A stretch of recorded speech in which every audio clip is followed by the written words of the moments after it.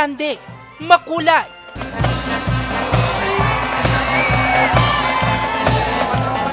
Puno ng musika at blooming to its finest.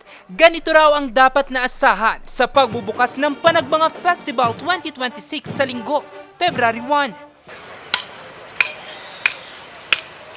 Pero bago pa ang selebrasyon, abala na ang ilan sa kalahok ng Landscape Exhibition at Design Challenge sa paggawa ng kanilang entry sa Rose Garden ng Burnham Park. Isa na rito si Tatay Elpidio na abala sa pagpipintura sa ginagawang landscape na tinawag na Rockstar Haven. Yan, ibibida ko. Parang ito yung ibibida ko. Dapat expect nila na mas gaganda at gaganda yung mga nagagawang mga exhibit ng landscape sir. 5 araw na ring inaayos at pinapaganda ni Tatay Simplicio ang kanyang pwesto.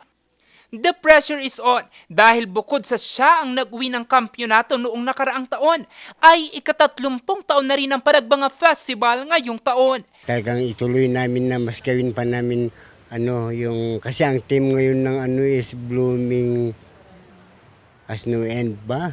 Yung Panagbanga kaya master time yan namin ngayon daw ang mga flowering bulaklak. Excited na tuloy ang residenteng si Joanne.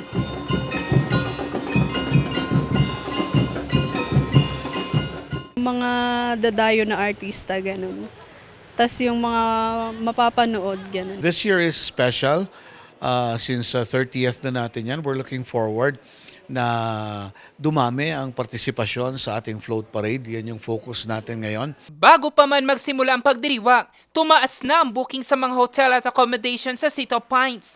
Nasa 90% na ang accommodation rate. Dahil dito, maigting na ang pagpapaalala ng Hotel and Restaurant Association of Baguio kontra accommodation scam. Tandaan nyo po, pagka yung offer is too good to be true, nako, napakalaki po ng chance na scam po yan. So wag po kayo magpapaloko sa mga unscrupulous na mga kababayan natin.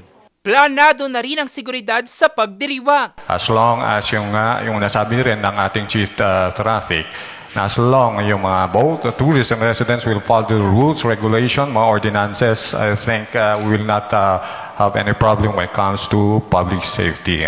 When it comes to security, we are on top of it. Kasi yan din ang utos ng ating Chief PNP, Police General Jose Melencio Nartates, at saka yung ating Regional Director na si Police Brigadier General Erickson Dilag, na dapat ang serbisyo po namin when it comes to these events is dapat mabilis, tapat, at pinaka-importante, nararamdaman. Tema ng selebrasyon ngayong taon, blooming without end.